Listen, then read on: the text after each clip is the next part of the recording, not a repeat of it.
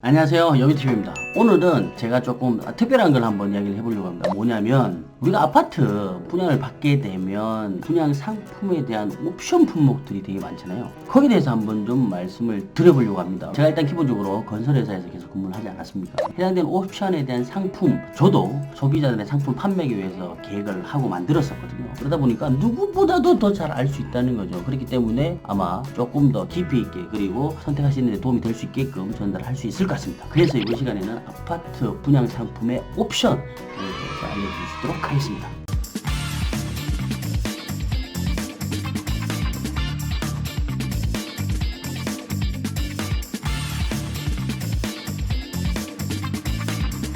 Clear Interior Show 여비TV. 우리가 일반적으로 그 아파트 옵션이라고 하면요, 몇 가지가 있습니다. 거기에 대해서 순차적으로 좀 볼 필요가 있어요. 왜 그러냐면 해당 옵션이 되게 많거든요. 그 부분에 대한 게 돈을 주고 우리가 추가적으로 해야 되는 것도 있고, 돈을 안 줘도 돼, 그런 것도 있고, 오히려 돈을 우리가 더 환급받는 느낌의 그런 상품들도 있는데, 그런 것들이 어떤 것이 있는지 먼저 개념부터 파악을 하고 진행을 하면 좋을 것 같아요. 그러면은 관련된 표를 먼저 보시죠. 자, 첫 번째 바로 마이너스 옵션입니다. 마이너스 옵션이 뭘까요? 쉽게 이야기했을 때 우리가 아파트를 기본적으로 분양받게 되면 전체적으로 인테리어 마감이 다 돼 있잖아요. 거기에 대한 것들을 일부 마감을 빼버리고, 일부가 아니죠, 거의 뭐 전부 마감 빼버리고 대신에 돈으로 빼주겠다라는 게 마이너스 옵션인데, 여기에 대해서 조금 더 자세히 한번 알아보고, 자, 두 번째가 뭐인지 볼게요. 바로 두 번째는 유상 옵션, 플러스 옵션이라고도 이야기를 합니다. 플러스 옵션, 말 그대로 돈을 더 주고 선택을 하는 거죠. 여기 되게 많아요. 종류가 뭐 발코니 확장에 대한 내용도 있고요, 에어컨에 대한 내용도 있고요, 뭐 중문, 빌트인 가전기기에 대한 추가적인 옵션, 뭐 되게 많습니다. 그런 부분들에 대해서 어떻게 하면 조금 우리가 별로 그렇게 신경 쓰지 않고 선택할 수 있는지에 대한 것도 제가 한번 알려드리도록 하고요. 그리고 마지막 세 번째가 뭐냐면 바로 무상 옵션이라는 거죠. 뭐 돈을 받지 않고 무상으로 주겠다라는 겁니다. 실질적으로 우리가 좋은 거는 뭐죠? 무상 옵션입니다. 왜 그러냐면 돈을 추가적으로 내지 않고도 뭔가를 건설사에서 바꿔주겠다는 얘기거든. 그러니까 그게 되게 좋은데, 그럼에도 불구하고 실질적으로 건설사에서는 돈이 되는 것들을 공짜로 주지 않고, 돈 안 되는 것들을 건설사에서는 돈이 추가적으로 들어가는 비용에 대해 절대로 해주지 않습니다. 왜? 원가가 올라가니까. 그 비용에 대한 만큼 부담은 고객이 해라, 대신 우리가 해줄게 라는 개념입니다. 그렇다면 무상 옵션은 뭘까요? 돈을 추가적으로 들이지 않더라도 내가 바꿔줄게 라는 건데, 대표적인 게 뭐냐면 예를 들어서 이런 거죠. 벽지를, 이 벽지인데 저 벽지를 좀 바꿔준다든지, 마루가 컬러가 이건데 뭐 요걸로 다른 컬러로 바꿔준다든지, 그 정도. 그러니까 동일한 마감재 그레이드에서 뭔가를 선택할 수 있는 폭을 하나 더 준다는 개념의 선택이 바로 무상 옵션입니다. 자, 우리가 그러면은 첫 번째 마이너스 옵션부터 제대로 한번 볼 수 있도록 할게요. 요 네모가 뭐냐면 일반적으로 건설사에서 제공하는 공급 내용, 이게 뭐냐면 입주자 모집 공고에 나와 있는 내용이에요. 입주자 모집 공고에 보면 마이너스 옵션이라고 해서 마이너스 옵션 선택 시 시공되지 않은 품목이라고 해서 이렇게 쭉 많이 적어놨습니다. 자, 그런데 실제적으로 우리가 마이너스 옵션을 선택하시는 분들이 대부분 없어요. 어떤 분들이 선택하냐면, 야, 나 진짜 건설사에서 주는 이 마감재 너무 내가 마음에 안 들어, 난 이거 할 수가 없어, 나는 나만의 스타일로 뭔가를 해보고 싶어 라고 하시는 분들, 이런 분들한테는 유리하죠. 왜 그럴까요? 마이너스 옵션이라고 하는 것 자체가 뭐냐면 기본적으로 뭐 타일을 붙이고 도배를 하고 마루를 깔고 하는 부분들에 대한 것들이 건설사에서 일괄적으로 획일된 마감재들을 선택하기 때문에 그게 본인이 마음에 안 들어. 그래서 내가 만약에 인테리어 공사를 처음부터 다시 하려고 생각을 하고 있다면, 그런 사람들 입장에서 봤을 때는 만약에 이제 건설사에서 아파트를 다 치웠어요. 그게 들어왔어. 어차피 다 뜯어야 되잖아. 그렇기 때문에 그 뜯어야 되는 비용을 미리 빼주겠다는 겁니다. 그래서 해당되는 마감의 형태를 수고스럽지 않게, 철가지 않게 우리가 건설사에 우리가 빼고 줄 테니까 당신네들이 그걸 하세요 라고 하는 게 마이너스 옵션입니다. 자, 그렇다면 실질적으로 마이너스 옵션을 만약에 선택했다고 하면 공간이 어떻게 될까요? 그걸 한번 보여드릴게요. 그게 이렇습니다. 바닥 마루 깔려있나요? 안 깔려있죠. 벽에 도배되어 있나요? 안 되어 있습니다. 등기구 붙어있나요? 안 되어 있습니다.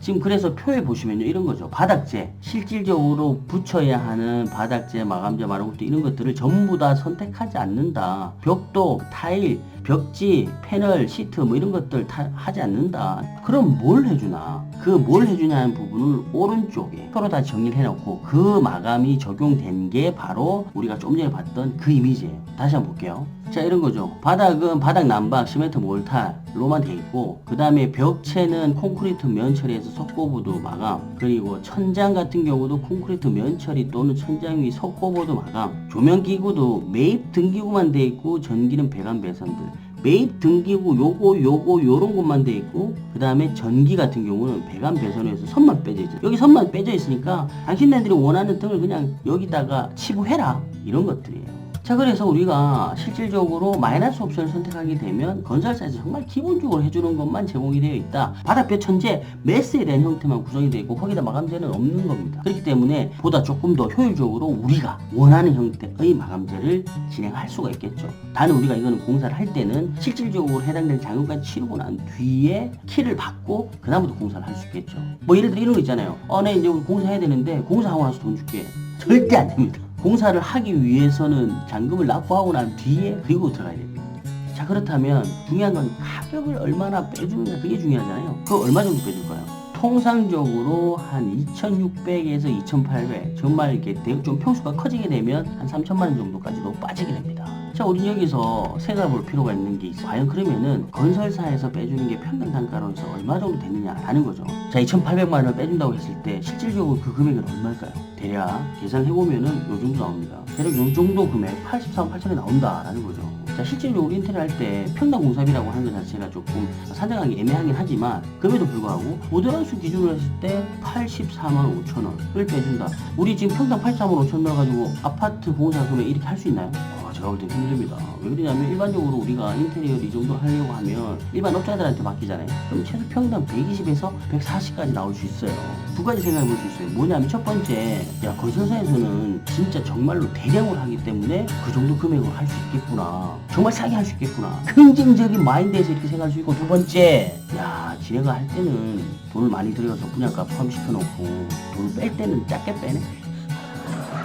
뭐 이렇게 생각할 수도 있는데, 그거는 그냥 참고만 하시고 꼭 그런 건 아닙니다. 왜냐면 우리가 뭔가를 다 계산해가지고 뭔가 이렇게 비교해서 이야기한 건 아니잖아요. 그죠? 자, 그러면 지금까지 우리가 알아본 거는 마이너스 옵션에 대해서 알아봤습니다. 그럼 제가 아까 세 가지가 뭐였죠? 마이너스 옵션과 유상 옵션 그리고 무상 옵션이 있는데, 두 번째인 우리 유상 옵션에 대해서 좀 알아볼 수 있도록 할게요. 유상 옵션은 종류가 되게 많습니다. 그 중에서 일반적으로 많이 하는 유상 옵션에 대한 걸 한번 설명 좀 드려볼게요. 자, 유상 옵션을 보면요, 유상 옵션은 종류가 많습니다. 지금 보시면 발코니 확장 공사, 시스템 에어컨, 붙박이장, 현관 중문, 주방 가구, 티바이 냉장고, 이런 것들이죠. 유상 옵션이라고 하는 거는 제가 이제 설명을 좀 드렸지만요, 그게 현장들마다 다를 수가 있습니다.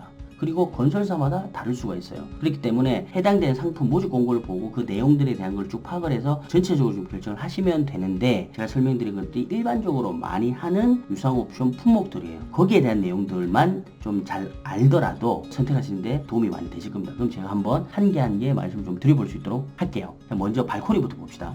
자, 발코니 확장 공사죠. 요새 발코니 확장 공사를 안 하면 집을 쓸 수 있나요? 개인적으로 좀 힘들다고 봅니다. 지금 보시는 것처럼요, 침실들이 어떻습니까? 너무 작아요. 침실이 작은 것도 작은 거지만요, 더 큰 문제는 뭐냐면 거실과 주방이 너무 협소해집니다. 실질적으로 면적으로 계산해도 그런데요, 지금 보시는 평면은 타워형인데 엄청 좁죠. 자, 이런데 만약에 우리가 발코니 확장되는데 어떻게 된다? 지금 보시는 그럼 이렇게 되는 거죠. 침실 쪽 넓어졌고요, 침실 3 넓어졌고요, 침실 2 넓어졌고요. 주방 쪽도 어떻게 되어 있습니까? 이쪽 면에 대한 발코니를 같이 사용하게 되니까 기역자 형태로 작은 기역자가 큰 기역자로 바뀌면서 아일랜드까지 만들어지는 형태, 그리고 일부 공간을 다용도시 이제 보조주방이라고 하죠. 이렇게 만들어지면서 거실까지 확장되는 형태로 볼 수가 있습니다. 발코니가 확장하지 않으면 공간을 제대로 활용하기가 어려울 정도의 평면이 나옵니다. 여러 가지 이유가, 건설사에서 장인애들 일부러 그렇게 의도적으로 하는 것도 있을 수는 있겠죠. 근데 그럼에도 불구하고 해당되는 좀 면적을 많이 차지하게 해주려다 보니 어쩔 수 없이 평면 자체가 발코니 확장하지 않으면 작아질 수밖에 없는 평면이 나오는데요. 어떻게 보면 또 이럴 수 있습니다. 옵션에서 발코니 확장이라는 게 과연 선택을 해야 되는 상황인가라는 걸 볼 수가 있어요. 무슨 얘기냐면, 우리가 발코니 확장을 하지 않으면 아까 같은 그런 공간 쓸 수 있겠습니까? 쓸 수가 있죠. 너무 불편하잖아요. 방이 너무 작아. 침대를 놔야 되는데 침대는 사이즈가 안 돼. 그렇기 때문에 기본적으로 요새는요, 발코니 확장이라는 유상 옵션 자체가 무색할 정도입니다. 왜 발코니 확장에 대한 비용 자체를 따로 빼는 줄 아세요? 그거 제가 좀 더 설명 한번 다시 드려볼게요. 다시 우리가 평면으로 가서요. 발코니가 확장되더라도 발코니가 확장 안 되는 데가 있어요. 거기가 어딜까요? 바로 안방입니다. 안방 발코니는 확장을 하지 않습니다. 전체 확장을 하더라도 안방 발코니 확장하지 않아요. 이게 여러 가지 의미가 있어요. 예전에는요, 2000년도 초반까지만 하더라도 발코니 확장이 5확장이었어요. 비확장 없이 5확장이었어요. 그런데 왜 지금은 안방 발코니 비확장일까요? 안방 같은데 천장에 뭐가 있습니까? 빨래 건조대가 있잖아요. 그게 전동이든 전동이 아니든 실제로 발코니 다 확장을 해버리니까 빨래 넣을 데가 없는 거예요. 그래서 전부 다 어떻게 해서 건조대 막 세워가지고 그렇게 작업을 많이 했잖아요. 그렇기 때문에 그런 불편함들이 컴플레인이 계속 쌓이다 보니까 건설사에서 어느 순간 발코니가 전체 확장하더라도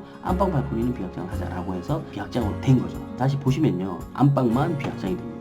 제가 아까 말씀드리려고 했던 부분 중에 또 하나가 포함되어 있는 건데요. 발코니 확장 비용을 보면 우리가 지금 84라고 하는 건 일반적으로 33, 34, 35 요 정도의 평형인데 금액이 얼마입니까? 1100만원, 1100만원, 118 같은 경우 좀 더 큰 평수죠. 40평대인데 요거는 이제 1200만원. 발코니 확장비가 정해져 있을까요? 발코니 확장비는 정해진 게 아닙니다. 건설사에서 자기네들이 책정하는 거예요. 지금 보시는 거는 30평대 기준인데 1000만에서 1100만원 정도 들어갔잖아요. 그리고 대형 평수인데도 1200밖에 안 되는데 여기 말고 다른 데는 어떨까요? 다른 데를 한번 비교해서 봅시다.